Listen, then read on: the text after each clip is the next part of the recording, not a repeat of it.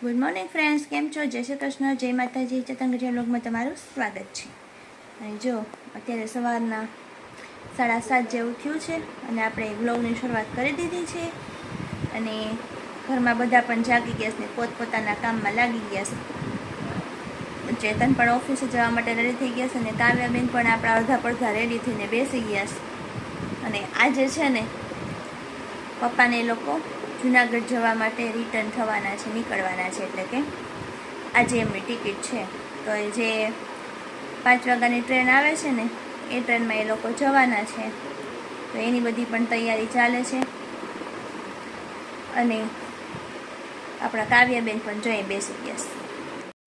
તો જો કાવ્યાબેન બેસી ગયા છે. હે કાવું તૈયાર થઈ ગઈ? આજ તો નાના બા વયા જાહે. તો હું કરીશ? તો જાઉં બેન? તાર ટ્યુશન જવાનું હોય છે? તાર જુનાગઢ નથી જવું બા ભેગું? કેમ? સ્કૂલે જવાનું હોય છે? એવું છે? હાલો હવે પછી આપણે બધું કામ બાકી છે એ કરી લ્યો. લંચ બોક્સ ને એ બધું પાણીની બોટલને ભરવાનું છે ભરી લ્યો. ભરી લીધું? હા. અને બહાર વરસાદ આવે છે કાવું? છત્રી લઈને જવું છે? ખારું. અને આપણે જોઈએ વરસાદ છે ને ચાલુ જ છે, બંધ થયો જ નથી. રેડો ફાસ આવે, 5 મિનિટ બંધ થાય, વળી પાછો આવે, એવું ચાલ્યા કરે છે. અને જો હવે ચેતન પણ ઓફિસ જવા માટે નીકળે છે. વરસાદની રાહ જોઈને બેઠા છે. વરસાદ વયો ગયો. કાંઈ નથી વાત. પૂજનની સેવા ચાલુ છે.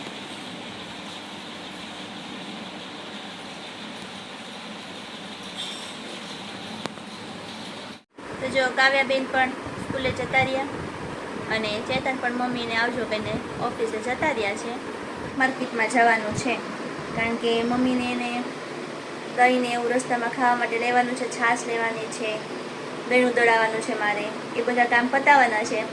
તો મારે હવે માર્કેટ જવાનું છે અને એ લોકો પણ એની જવાનું પેકિંગ કરે છે. ચાલો જોઈએ. તો થઈ ગઈ તૈયારી જવાની?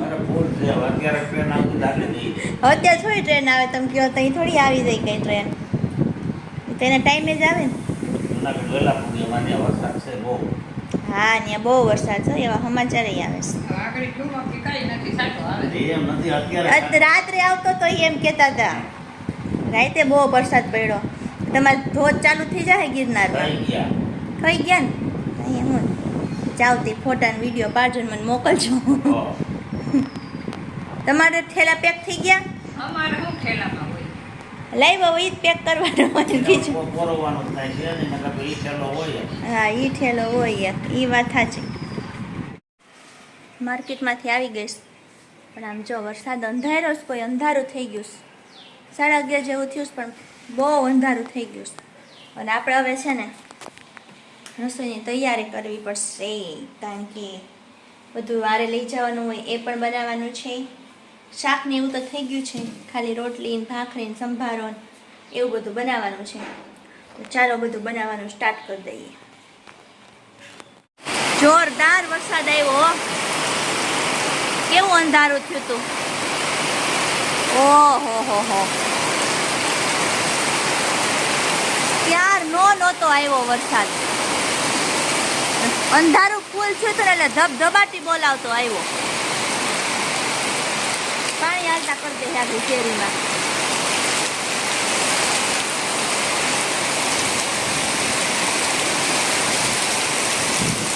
વરસાદ આવ્યો પપ્પા જોરદાર.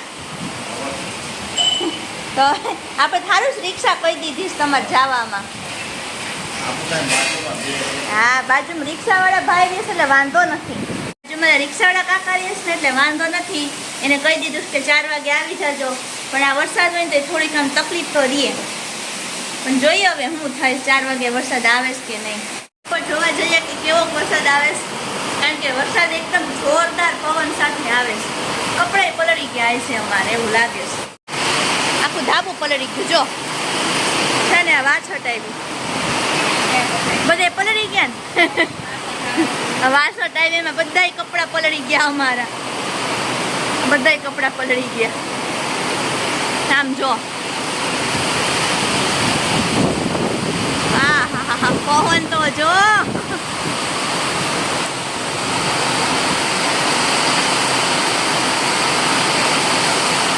બહુ વરસાદ આવ્યો પણ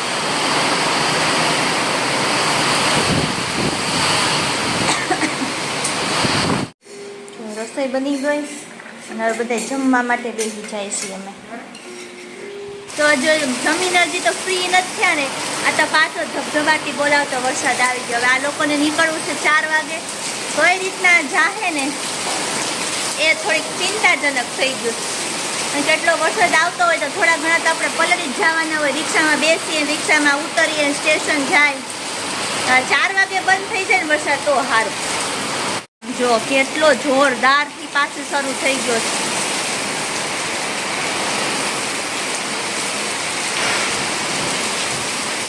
જમવાનું બધું બનાવ્યું હતું ને ભાખરીની મમ્મી મૂકે છે. કા મમ્મી? બા વરસાદ આવે ને શું કરશું? જે થાય કા. જુનાગઢમાં જવો પડે એવો જ અહીંયા પડે છે વરસાદ. પાછળથી 6થો ડબ્બો છે. પાછળથી 6થો નંબર પડે તો એ જવાનું, બીજું હું વાહે વહી જવાનું. હા જો હવે ફ્રી થઈ ગયા છીએ અને હવે થોડીક વાર આરામ કરી લઈએ. 3 સાડા 3 સુધી 4 વાગે જવું છે એટલે આપણા કાવ્યાબેન પણ હમણાં થોડીક વારમાં આવી જાય. બેન સ્કૂલેથી આવી ગયા ને જમવા માટે બેસી ગયા છે. શું જમસ કાવ્યા? રોટલી અને અથાણું. રોટલી ને ગળ્યું અથાણું અને છાશ. કેવો વરસાદ હતો તમારા ગામમાં? હું અહીંયા જ રહું છું. એમ જ તો તમે સ્કૂલમાં કેવો હતો? ત્યાં પાણી ભરાઈ ગયા. અરે પછી સ્કૂલમાં ગેટ પાસે અડધે આવ્યા ને પાણી ભરાઈ ગયા. પછી એક સૌથી પહેલો જે છોકરો ઉતરે ને એની બે ગલી થાય એના ઘરે જવાની, ત્યાં પાણી ઓહ. ત્યાં રિક્ષા હાલી ન હતી એટલે સમાધિ વાળી આમ ફરીને જા. બહુ દૂરથી જવું પડ્યું તો કા. હા. બહુ વરસાદ આવ્યો. તો જો અહીંયા મમ્મીના ઠેલા ભરાઈ ગયા છે, તૈયારી પણ થઈ ગઈ છે જવા માટેની. જો એ તૈયાર થઈ ગયા છે. આપણે ચા પાણી બનાવી નાખીએ. ચા પાણીનો ટાઈમ થઈ ગયો છે. મસ્ત ચા બની ગઈ, ગરમા ગરમ આપી દઈએ બધાને. ચા પાણી પીને બધા બેસી ગયા છે.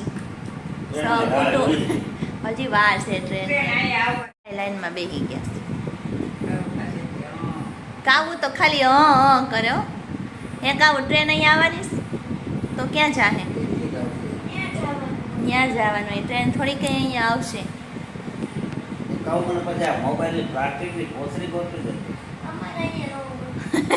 ચપલું તો હોય કે નહીં? ચપલું આટા મારતું હોય છે. હા તો જો હવે આ કોથળીમાં ભરી દઈને મોબાઈલ તો પલળે તો નહીં, કારણ કે વરસાદ ચાલુ છે. તારે કંઈક વરસાદને થોડીક વાર બંધ રાખને.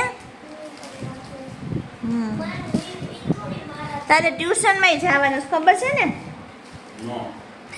નો એમ નહીં હાલે, હવે તો બધે જવું પડશે. જવાનું જ હોય ને ભાઈ. જો હવે કાવ્યા બા પાછા આવશે ને ત્યારે આપણે સુરત લઈ જાવ. હો હા સાડી લેવા કા. પણ આપણે ભાઈ ગાડી ક્યાં હતી? હારવા માંડ્યા. હજી 15-20 મિનિટની વાર છે. હજી રિક્ષાવાળા આવ્યા નથી. 3:45 વાગ્યા. હા એ ભાઈને હાલો હું થોડીક વાર 5 મિનિટ પછી જાઉં કેવા, એટલે ત્યાં છે ને એ આવી જાય. હાલો જો ઓલા રિક્ષાવાળા કાંકને બોલાવી ગયા. હાલો કાવું બેન, ઠેલા તૈયાર જ છે. અહીંયા ભગવાનને પગે લાગી લઈએ, પપ્પા પાણી પી લઈએ. કાવ્યા બેન ઠેલા મૂકી દો રિક્ષામાં. ચલો તારાથી હેનું ન ઉપડાય. હાલો જો લાવો લઈ લો એક થેલો. વજન તો નથી એમાં. વરસાદ બંધ થઈ ગયો છે સારું જ થોડીક વાર. હાલો મૂકી દઈએ અમારે. હા એ આ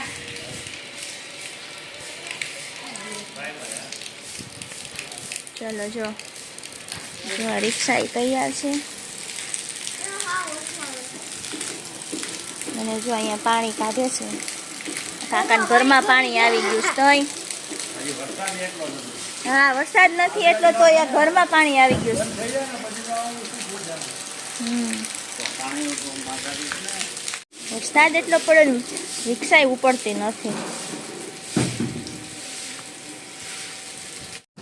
ચાલો રિક્ષા સ્ટાર્ટ થઈ ખરી. પાણી પલકમાં ભેજ લાગી ગયું ને એટલે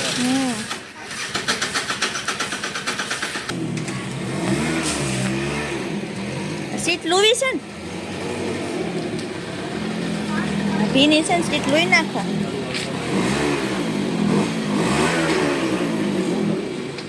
લા હનુમાન છે બેન ના ને લુયું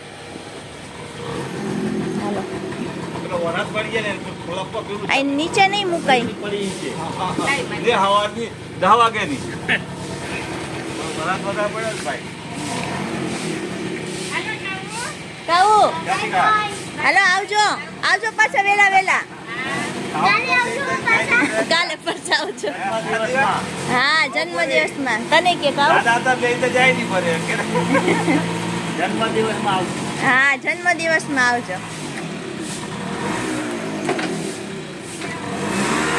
આવજો.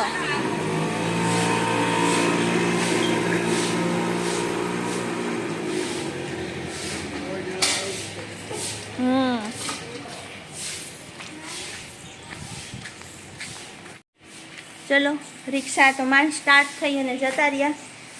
હવે પાછા મિનિટ પડશે ત્યારે આવશે. ચલો હવે આપણે કાવ્યાબેનને છે ને ટ્યુશનમાં મૂકવા માટે જવાનું છે. કાવ્યાબેન ક્યાંય ગયા? અંદર રૂમની અંદર છે. ફટાફટ બુક પેક કરી લ્યો પછી તને થોડીક વાર પછી મૂકી જાઉં હો. હા. તો આ લોકો હજુ સ્ટેશને પહોંચ્યા નહીં હોય ને ત્યાં વરસાદ શરૂ થઈ ગયો છે તો અમારે કાવ્યને ટ્યુશનમાં મૂકવા જવાની છે તો કાવ્યને રેનકોટ પહેરાવી અને ટ્યુશનમાં મૂકવા જવું પડશે. ચાલો કાવ્યાબેન રેનકોટ પહેરી લ્યો એટલે ટ્યુશનમાં મૂકી જાઉં. હું છત્રી લઈ લઉં તું રેનકોટ પહેરી લે. એટલે તારે છે ને એક છત્રીમાં તું હમાઈ જા. કાવ્યાબેન રેનકોટ પહેરીને તૈયાર થઈ ગયા છે અને હું મારી છત્રી લઈ લઉં. ચાલો મૂકી આવું ટ્યુશનમાં. જો ભારે વરસાદ લીધે આ ગટર ઉભરાણી તો ગટરના પાણી છે ને રોડ ઉપર થઈ ગયા છે. ચોખ્ખું પાણી નથી ગંધારું પાણી છે કારણ કે ગટર ઉભરાણી છે ને એટલા માટે ત્યાં લોકો જો સાફ કરવાવાળાને બોલાવ્યા છે એ સાફ કરે છે. અને આ જો સોસાયટીનું મેદાન છે આખું પાણીથી ભરાઈ ગયું છે. એમાં ગાડી પણ પાર્ક કરેલી છે પણ હવે જો કેટલું બધું પાણી ભરાઈ ગયું છે. થોડા ટાયરે ડૂબી ગયા. કોરે છે ગાડી એટલે વાંધો નથી પણ વચ્ચે છે ને બહુ જ પાણી ભરાણું છે. અને આ છે ને રામદેવરા સોસાયટીનો કોમન પ્લોટ છે. તો જો આવું છે મિત્રો બાર વરસાદ ચાલુ છે ને એમાં મમ્મી ને પપ્પાને જવું પડ્યું કારણ કે વરસાદ તો બંધ રહ્યો જ નથી. આખો દિવસ સવારનો ચાલુ જ છે. તો ચાલો મિત્રો આ સાથે આજનો વિડીયો એ પૂરો કરીએ છીએ. નેક્સ્ટ વિડીયોમાં પાછા મળશું. ત્યાં સુધી બધાને જય શ્રી કૃષ્ણ, જય માતાજી.